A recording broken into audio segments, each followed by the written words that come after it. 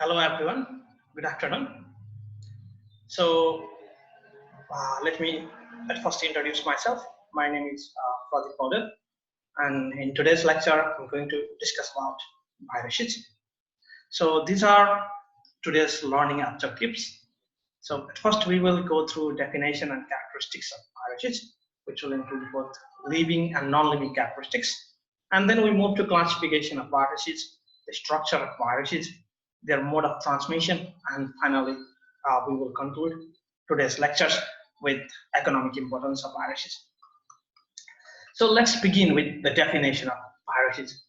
So these viruses are ultra microscopic. So let me make you clear what ultra microscopic is in Nepali. So microscopic भनेको माइक्रोनमा अथवा भनौं माइक्रोस्कोपले देख्न सक्ने गरेर हो. So usually it's in micrometer लाई चाहिँ हामी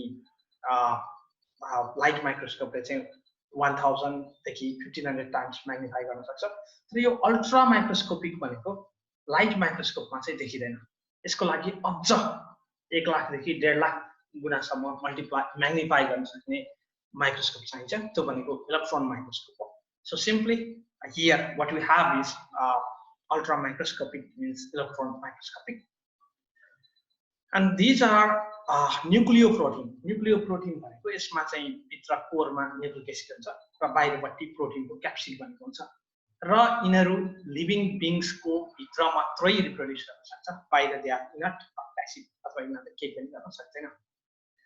And viruses they are known as obligatory parasites. यो obligatory भनेको compulsory parasites हो. भनेको यिनीहरू लिभिङ अर्गानिजम्स भित्र सेल भित्र छन् भने बाँच्छन्, बाहिर छन् भने उनीहरू चाहिँ they cannot multiply outside the living cells. So mature virus particle जुन चाहिँ host cell भित्र बनेर mature viral, so when it is ready to bud out of the cells, then we call that period. र यो भाइरसको study गर्ने बायोलोजीको ब्रान्चलाई we call it virology. So now let's discuss about the characteristics of viruses. So let me at first make you clear that those points highlighted in yellow represent the living characteristics of viruses, whereas those in green are the non-living characteristics of viruses. So when during your exams, if you are asked write down the living characteristics of viruses or non-living characteristics of viruses, then you have to write it accordingly. So let me explain the first point. All the viruses are minute and simplest organisms. अब भाइरसको diameter नै हेर्दाखेरि यहाँ 20 देखि 500 न्यानोमिटर सम्म छ भनेको यो एकदमै सानो छ. And it is simplest in the sense that हाम्रो यदि ह्युमनको अथवा प्लान्टको सेललाई हेर्ने हो भने त्यहाँ भित्र चाहिँ न्यूक्लियस देखि लिएर धेरै थरीका सेल अर्गानेलहरु, धेरै किसिमका कम्प्लेक्स मेटेरियलहरु, त्यहाँका स्टार्च फुडहरु देखि लिएर राइबोसोम्सहरु अथवा धेरै कुराहरु चाहिँ मिलेर बनेको छ. But for virus it's very simple.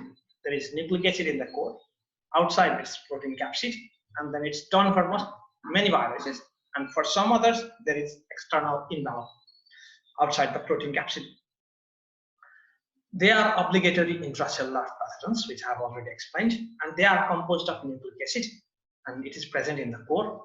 And the nucleic acid can be either DNA or RNA, but not both. दुईटै चाहिँ हुन सक्दैन, कि DNA हुन्छ कि RNA हुन्छ, दुईटै चाहिँ हुँदैन. And it's very different in case of viruses, because in us, even in prokaryotic or eukaryotes, the genetic material is DNA, but in viruses it could be RNA also. And there is protein capsid that surrounds the nucleic acid.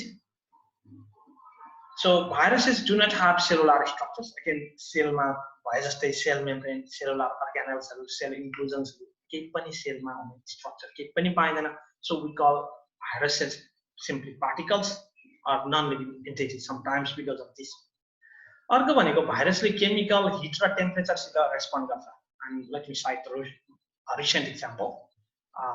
अहिले चाहिँ corona भाइरसको लागि तातो पानीले, साबुन पानीले अथवा डिटर्जेन्टले चाहिँ हात धुने भनिएको छ. And it's because अब ethanol that is present in sanitizer or soap, त्यसले चाहिँ के गर्छ भने बाहिरपट्टिको बोसोलाई चाहिँ पगाल्नुपर्छ. बोसो भनेको चाहिँ कोरोना भाइरसको इन्भेलप हो. And that means if we frequently wash our hands with sanitizers or hand wash, then of course we can kill viruses like coronaviruses. अर्को भनेको चाहिँ होस्ट सेलको बाहिरपट्टि यिनीहरूलाई चाहिँ क्रिस्टलाइज गर्न सकिन्छ र crystallisation is simply the behaviour of chemicals. For example sodium क्लोराइडको चाहिँ क्रिस्टल अथवा डेकेनम जुन हामी खान्छौँ त्यो क्रिस्टलाइजेसनबाट बन्ने क्रिस्टलहरू छ त्यहाँ definite geometry.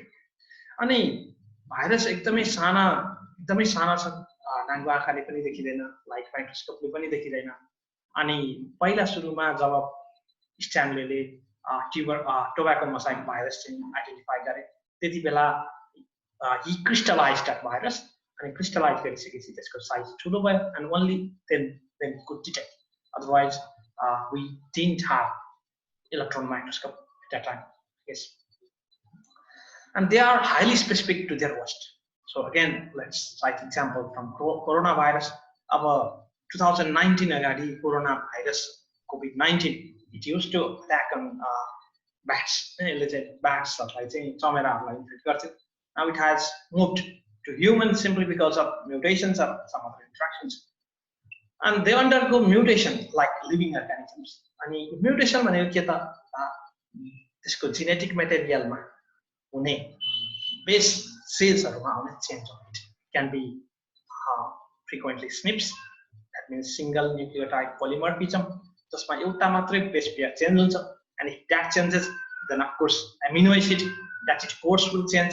If amino acid changes, then the protein structure will be changed, and we have to and the vaccines that is made or prepared for one strain will not act on another strain of viruses, and they are infective and can spread diseases. And of course, again, COVID-19 would be a good example for it. HIV virus, and there are measles, mumps, etc. And viruses do not respond. अब respiration गर्ने भनेको ATP जेनेरेसनको लागि हो. अब यिनीहरूले भाइरसेसहरूले चाहिँ होस्टलाई नै होस्टको नै बायोसिन्थेटिक मेसिनरी युज गर्ने भएको भएर उनीहरूलाई एटिपी निकाल्नको लागि न माइटोकन्ड्रिया चाहियो न अरू धेरै थरीका पूर्वाधारहरू चाहियो. So they don't need to respire even at all. Okay, so now let's move to classification of viruses. अब होस्टको आधारमा भनेको भाइरस कुन सेलमा बस्छ त्यसको आधारमा हामीले भाइरसेसहरूलाई एनिमल, प्लान्ट र ब्याक्टेरियोफेजेसमा चाहिँ क्लासिफाई गरेका छौं. So as name implies, animal viruses they infect animal cells including man, and the examples include pullet cell rabies virus, mumps virus, measles virus, poliovirus, and so on. And plant viruses, again, it infects plant cells, and the examples include TMV, tobacco mosaic virus, PMV, potato mosaic virus, cucumber mosaic virus, CMV, and so on. This bacteriophage is again quite surprising to us, many of us, simply because हामी चाहिँ के सोच्छौं भने भाइरसले animal र प्लान्टलाई मात्रै रोग गराउँछ. But we are wrong, because there are certain viruses called bacteriophages which infect bacterial cells. र यिनीहरुको DNA, यिनीहरुको genetic material भनेको DNA हो. Therefore, if we classify viruses on the basis of nucleic acid, then we have DNA and RNA virus. And the example of DNA virus is bacteriophage because it contains DNA as its genetic material. And the RNA virus, they contain RNA as the genetic material. And this is very unique because other prokaryotes and eukaryotes do not have RNA as their genetic material, only the viruses do. And the example of such viruses include HIV virus and coronavirus. Now let's move to viral genome. So genome भनेको चाहिँ जिनको पुल अथवा collection र भाइरसले बायोसिन्थेटिक machinery लगभग सबै जसो होस्टसेलकै use गर्ने भएको भएर यसको जिनोम एकदमै सानो छ र केही जिन थोरै मात्रै जिनहरू छन् र यी जिन पनि कस्ता जिन त भन्दाखेरि आरएनए भाइरसहरुलाई रिभर्स ट्रान्सक्रिप्टेड चाहिन्छ किनभने कम्प्लिमेन्टरी डीएनए बनाउनको लागि अथवा यिनीहरुको लागि चाहिँ आफ्नो स्पेसिफिक प्रोटिनको क्याप्सिडको प्रोटिन कोड गर्नको लागि जिनहरु चाहिन्छ अथवा उनीहरु भाइरसको भिरुलेन्सको लागि चाहिने जिन मात्रै यिनीहरुसित हुन्छ त्योदेखि बाहेक हुँदैन त्यही भएर they have only very small genome. And अब यो चाहिँ यिनीहरूले चाहिँ के गर्छ त जिनोम थोरै छ भनेपछि त प्रोटिनहरू बनाउनको लागि एमिनो एसिडदेखि लिएर टिआरएनए सबैका लागि चाहिने जिन्सहरू अथवा ती सबै कम्पोनेन्टहरू they use from host. So this include ribosomes, RNA, enzymes and the र materials including nucleotides and amino acids. अनि यिनै युज गरेर होस्टको यी चिजहरू युज गरेर उसले आफ्नो न्युक्लिक एसिड र प्रोटिन्सहरू चाहिँ बनाउँछ. So for example it will encode for viral protein capsid and viral nucleic acid. So let me provide a very clear analogous example here. यदि एकजना चाइनिज मान्छे हामी नेपालीको कसैको भान्साघरमा मानौ झ्यालबाट छिर्यो भने उसले चाहिँ हाम्रै भान्साको ग्यास, हाम्रै भान्साको कराई, हाम्रै राइस कुकर, हाम्रै चामल, हाम्रै पानी, हाम्रै तरकारी, हाम्रै तेल, हाम्रै डाडु पनियो भाँडाकुँडा सम्पूर्ण चिज युज गरेर and then at the end he will just sprinkle Chinese spices, Chinese मसला हाल्छ, चलायो सबै हाम्रै चिज, तर खायो उसले चाइनिज स्वादमा, because he uses Chinese मसला. यहाँ पनि त्यस्तै हो. भाइरसले के गर्छ, सबै राइबोसोमदेखि लिएर RNA, enzymes, amino acid, nucleotide धेरै जसो हाम्रै होस्टकै युज गर्छ. So it also refers to bacteria, simply telling host. तर बनाउँछ के त भन्दा न्युक्लिक एसिड र प्रोटिन चाहिँ आफ्नो बनाउँछ, and that helps it spread and replicate further even faster. Okay, so now let's talk about structure of virus. अब भाइरसको अघि नै हामीले हेरिसक्यौं साइजको कुरा गर्दाखेरि diameter it was 30 to 500 nanometer, एकदम बेराइङ छ. त्यस्तै गरी यसको सेप, so this is bacteriophage. So यसको head you can see, look at it, it is polygonal head. अब यो चाहिँ यतापट्टि यो कोरोना भाइरस हो, मुकुट आकार छ. त्यस्तै गरेर यो रेबिज भाइरस, यता टक्ड अबाउट इट्स बुलेट सेप, र यिनीहरूको सेप चाहिँ थरी थरी छ. त्यस्तै गरेर साइज पनि थरी थरी छ. एन्ड इट डिपेन्ड्स, यो भेरिएसन के ले आउँछ त भन्दा भाइरसको कुन जातिको virus. So it's whether it is lentivirus or पिभिरिडी or some other viruses. र यो भाइरसेसको न्युक्लिक एसिड हुन्छ, again it is either DNA or RNA, but not both. अनि यो न्युक्लिक एसिड कोरमा हुन्छ, कोर भनेको भित्रपट्टि. So this is core of this bacteriophage. त्यसपछि यो जुन न्युक्लिक एसिडलाई बाहिरपट्टि क्याप्सिडले घेरेको हुन्छ. सो फर हियर यो जुन हामीले यहाँनिर देखिएको स्ट्रक्चर छ यो चाहिँ क्याप्सिड हो, and this is polygonal in case of bacteriophage. अब यो क्याप्सिडलाई क्याप्सोमरले बनेको हुन्छ. सो मर मिन्स युनिट, एन्ड क्याप्सोमर भनेको क्याप्सिड प्रोटिन, क्याप्सिड बनाउनको लागि चाहिने सानसाना युनिटहरुलाई हामी क्याप्सोमर भन्छ. So the analogous example again is, so हामीले चाहिँ इटा इटा इटा थपेर चाहिँ घरको एउटा वाल बनाउँछौं. So each of those bricks refers to the capsomers and the whole wall is capsid. So in bacteriophage, this is head, and this head includes DNA. So DNA is the genetic material in case of bacteriophages, and there is a tail. Your tail जुन छ यहाँनेर यो चाहिँ hollow छ, and then यो tail को बाहिरपट्टि यसलाई चाहिँ spring like contractile sheath ले चाहिँ कोट गरेको छ. So and there is your tail को तलपट्टि चाहिँ hexagonal end plates. You can see this one is hexagonal end plate, also known as base plate, and there are 6 long tail pipes. अब यसले कसरी यो bacteriophage को यस्तो स्ट्रक्चरले यसलाई ब्याक्टेरियालाई इन्फेक्ट गर्न हेल्प गर्छ त भन्दा. So this what you see here is the surface of a bacterium. अब यो bacteriophage चाहिँ पहिला सुरु यहाँनेर ल्यान्ड गर्यो. So there is hexagonal end plate, and we have here यो चाहिँ जुन यतापट्टि देखिएको छ यो चाहिँ टेल फाइबरहरु हुन्. यसले अड्याउने काम गर्छ. जसरी जेसीबीलाई त्यसको अगाडिको फलामको खुट्टा चाहिँ पहिला जमिनमा गाडेपछि बल्ल त्यसले बकेटले माटो तान्न थाले जस्तै यो पनि यहाँनेर now it will get attached or fixed to the substratum, that is host cell surface. अनि त्यसपछि यो टेल यहाँनेर हलो भएको भएर this DNA can thoroughly pass from it. अनि यो यति लामो डिस्टेन्स पनि हुँदैन, because this sheath is contractile.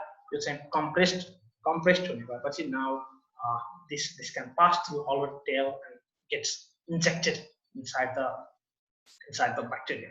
भनेपछि आखिर यो ब्याक्टेरिया भित्र छिर्ने चाहिँ यति डीएनए, यही डीएनए मा छ यो क्याप्सिड प्रोटिन बनाउने फर्मुला, यही डीएनए मा छ यो टेल का स्ट्रक्चर्सहरु बनाउने फर्मुला, र यही डीएनए मा छ यही डीएनए जस्तै बन्ने अथवा रेप्लिकेट गर्ने फर्मुला. And finally यो ठ्याक्कै यस्तै बन्छ, and then it will come or erupt out of these bacterial cells. अब यसलाई मारेर अथवा लाइसिस गराएर त्यो चाहिँ भाइरसहरु बाहिर निस्किन्छ. ओके सो अब हामीले हेरेको सिम्पल भाइरसको जुन स्ट्रक्चर छ त्यसमा चाहिँ भित्र न्यूक्लिक एसिड बाहिरपट्टि चाहिँ प्रोटिन क्याप्सिड छ. अब those such kind of viruses are non enveloped किनभने यिनीहरुमा इन्भेलप छैन. तर कुनै कुनै भाइरसहरु होस्ट सेलबाट निस्किने बेलामा अथवा रप्चर राइसिस हुने बेलामा तिनीहरुले होस्टको प्लाज्मा मेम्ब्रेन अथवा सेल मेम्ब्रेन पनि आफैसित तानेर चुडेर आउँछ बडीको बेलामा. And that host cell membrane यो जुन बाहिरपट्टि that you can see here, this is called envelope. र यो envelope-मा भाइरसले आफ्नो स्पेसिफिक certain proteins हरु पनि यसमा it can sprinkle over it. And अब यसमा यो जुन तोदेखि बाहेक अरु यो स्ट्रक्चर चाहिँ अगाडिको जस्तै. And so this is an example of coronavirus, and you can see this thread is RNA, and these ball-like structures they refer to protein capsid.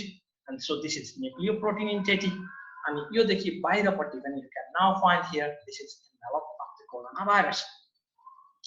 Okay, so I hope you are clear with it. Now let's move to mode of transmission. अब यो transmission चाहिँ धेरै थरीले गर्न सक्छ, but here we will focus most on the plant viruses. पहिलो छ soil बाट transmission हुनेमा TMB, PMB, so potato mosaic virus, tobacco mosaic virus. यिनीहरु माटोमा बस्छ, and then जब त्यही फिल्डमा नयाँ क्रप्सहरु हामीले रोपिन्छ अथवा चाहिन्छ, then these will attack or infect those new crops from the same field. अर्को मेकानिकल मीन्स भनेको एउटा दुईटा बोट आडामा छ, एउटाको पात चाहिँ इन्फेक्टेड छ र let's suppose TMB tobacco mosaic virus again, अर्को हेल्थी छ अनि हावाको कारणले गर्दा यदि तिनीहरु टच हुन पुगे अथवा छोइए भने then the healthy leg will become infected because of the transfer or transmission of the viruses from unhealthy or infected to healthy. अर्को छ बर्ड्सहरु चाहिँ यदि ग्राफ्ट रोप्ने हो, यदि हामीले चाहिँ कुनै एउटा हेल्थी प्लान्टको बर्ड ल्याएर इन्फेक्टेड प्लान्ट अथवा it can be vice versa infected बर्डलाई ल्याएर हेल्थी प्लान्टमा राखियो भने then healthy plant will again become infected. त्यस्तै गरेर सीड्सबाट ट्रान्समिसन हुनेमा again there is virus TMB same example. अनि यो प्लान्ट निमाटोड्स र फन्जाइबाट पनि viruses can transmit. For example, wheat mosaic virus, these are transmitted by nematodes and fungi present in the soil. And here, so it's not needed for your final exams, but if you can remember, it's fine. So this is just an example of plant nematode, Longidorid and Trichodorid. These are the nematodes which transmit Nipah and Tobra viruses respectively. So these are plant nematodes. Arko cha contact. So I have already covered it in this point already, but it's the same thing. But it can be not only by wind. Sometimes it can become because of the animal or person's hand. Or it can be other means as well. So even if you rub infected and healthy plant organs together, then the infected plant organ will transmit the viruses to the healthy looking one. Okay, so the next transmission way could be through vectors. Vectors भनेपछि यिनीहरु माध्यम जसले चाहिँ भाइरसलाई एउटा ठाउँबाट अर्को ठाउँमा लैजान सक्छ. So for example, insects, aphids, etc. So this is the diagram of aphid. So again, this is very interesting to know that smokers, they can also transmit viruses by their fingers. धुवाबाट पनि सर्न सक्छ र cigarette butts अथवा चुरोट खाइसकेपछि रहेको ठुटाहरुबाट पनि virus, for example TMB, can be transmitted. So now let's talk about the economic importance of viruses. So let me first tell you about positive effect. अब एउटा भाइरल थेरापी छ. भाइरल थेरापीमा चाहिँ हामी के गर्छौं भने भाइरसमा हामी certain useful genesहरु राख्दिन्छौं, and then we will, because viruses, they infect certain cells or organs specifically, अनि हामीले चाहेको desired ठाउँमा चाहिँ त्यो भाइरसलाई डेलिभर गर्न सक्छौं. So for instance, यदि कसैलाई टाइप 1 डायबिटिज छ भने हामी इन्सुलिनको बिटा सेललाई टार्गेट गर्ने भाइरसमा इन्सुलिनको जिन चाहिँ त्यसमा राख्दिन सक्छौं, and then the virus will the virus ले तो मान्छेलाई इन्फेक्ट गर्यो भने the virus will deliver that gene directly into the beta cells in the pancreas, and then to त्यसमा चाहिँ insulin production हुन थाल्छ. So that's what simply transduction process. र त्यस्तै गरी यही ट्रान्सडक्सन प्रोसेसद्वारा एउटा ब्याक्टेरियाको जेनेटिक मेटेरियल अर्को ब्याक्टेरियामा पनि सर्न सक्छ. एन्ड यु माइट सी हैन कुनै होटलहरुमा अथवा स्कुलको गेटहरुमा त्यहाँ चाहिँ sometimes you might notice there is plant leaves which are green on one side, yellow or red on the other side, and we call that variegation. And that variegation कसरी arise हुन्छ त भन्दाखेरि एकातिर भाइरसले इन्फेक्ट गर्यो लिपको certain पार्टमा, कहीँ गऱ्यो कहीँ गऱ्यो, जहाँ गऱ्यो then it will lose green colour because it will become non functional र अरू ठाउँमा चाहिँ हरियो नै and it will happen it will be good looking हैन. हाम्रो आँखाको लागि चाहिँ राम्रो देखिन्छ, but in fact the plant leaf has been infected with virus, अनि यो चाहिँ हामी डेकोरेसनको लागि युज गर्न सक्छौँ. त्यस्तै गरेर अघि नै मैले भने भाइरसेसहरूले ब्याक्टेरियालाई पनि इन्फेक्ट गर्न सक्छ भने, सो हामीले चाहिँ के गर्न सक्छौँ भने यदि पानीमा प्याथोजेनिक ब्याक्टेरियाहरू छन् भन्ने थाहा छ भने तिनीहरूको एगेन्स्टमा हामीले ब्याक्टेरियोफेजहरू जसले ती भाइरसहरूलाई अट्याक गर्छ, we can use bacteriophages in water that destroys the pathogenic bacteria, and then finally we can drink water, right? हामी चाहिँ सेफ ड्रिङ्किङ वाटर चाहिँ पिउन सक्छौँ. बट किनभने त्यो भाइरसले ब्याक्टेरियालाई मात्रै असर गर्छ, हामीलाई चाहिँ गर्दैन. Okay, so the negative effects include, so negative effect is again diseases.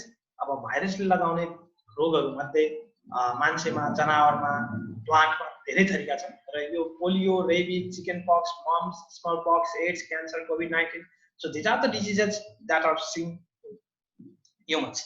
त्यस्तै गरेर प्लान्टमा पनि भाइरसले लगाउने रोगहरूमा tobacco mosaic, potato mosaic, cucumber mosaic, and so on, which are respectively caused by TMV, PMV, and CMV. So this is the end of this lecture. I hope I could make you some clearer with this topic. But if you have any questions, feel free to ask me through some means, Gmail or other means. However, I would like to check your understanding with these questions, and I hope that you will submit answers to these questions written or in oral format, whatever you would like to. And thank you very much. And please do not forget to send me your feedbacks. Thank you very much. See you in the next lecture.